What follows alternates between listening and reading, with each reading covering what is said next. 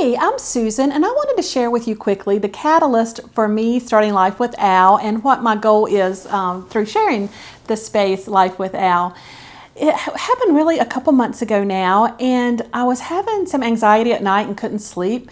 And so I started thinking about some hospice patients that I had over the years, which I sometimes do just because remembering those people that just had such an inner strength and just the resilience of the human spirit when people are going through a crisis, oftentimes that really encourages me that, okay, those families didn't think they could do that, but boy, they did. So maybe, I can muster my strength and my courage and press through this as well.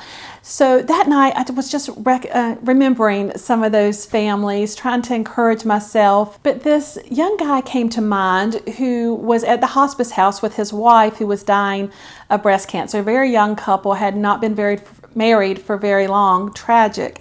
And I came out of my office and he was standing in the hallway. And so I walked up and I said, are you okay? And he said, hell no, I'm not okay. I'm falling.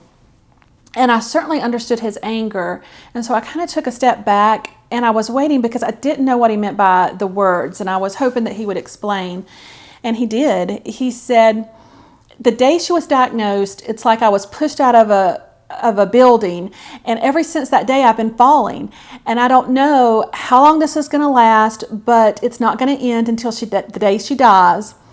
But the day she dies, I'm going to hit rock bottom, and I think my life's going to be over.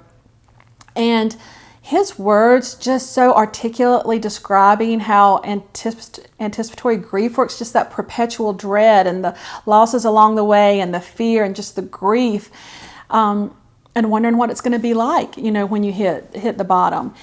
And so I was thinking about him and just how sad and heartbreaking that story was. And I thought, that's how I feel. I feel like I'm falling. I thought I could empathize with him in the moment, but now I get it.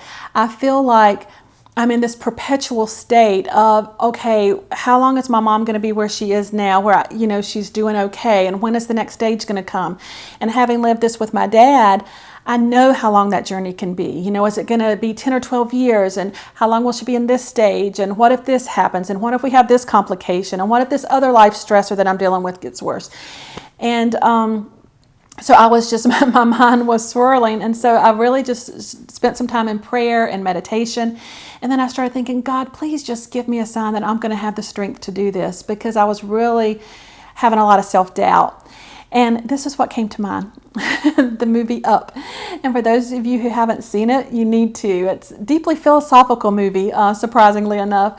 But there's this huge, big, vibrant bouquet of balloons that carries the hero's house to Paradise Falls. It was on his wife's bucket list.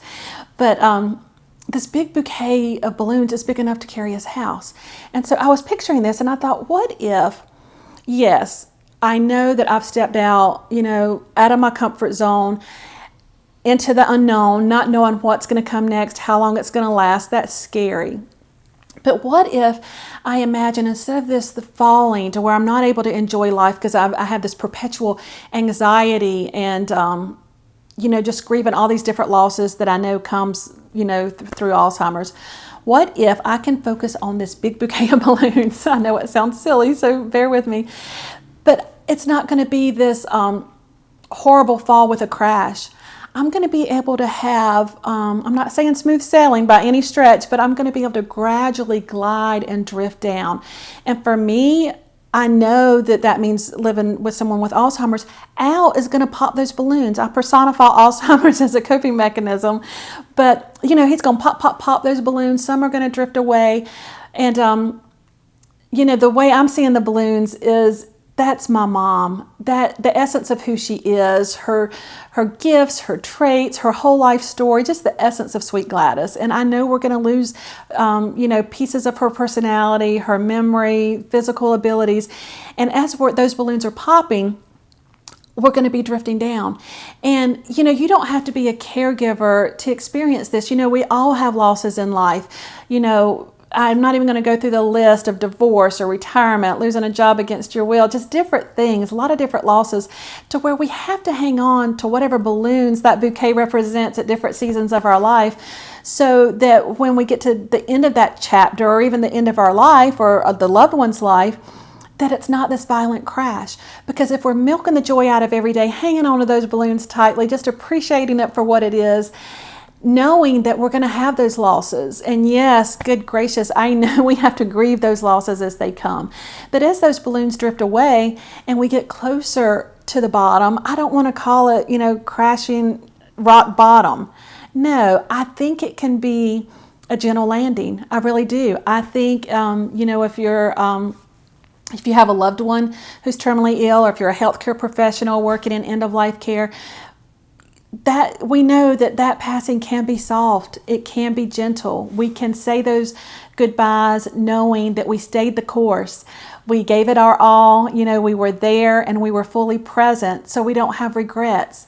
And really, that is my goal with Life with Al, is just to encourage, first of all, caregivers, that we are so much stronger than we think we are. And I validate, I don't ever want to minimize anything and make it sound like it's easier than it is, because I know how hard it is. But we have to fight and be intentional about maintaining the joy and just savoring, life for what it is each day, and holding on to that bouquet of balloons, like I mentioned. Like Brene Brown says, one of my heroes, we will be able to say, you know what? We were in the arena and we gave it 100%. We fought the good fight. And that's all any of us can do. So that is why I wanted to start Life with Al.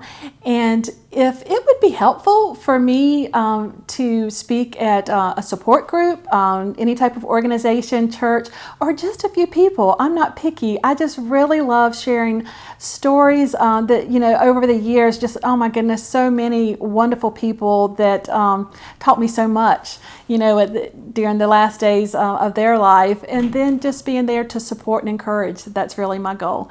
So that's it. Y'all take care, and until next time.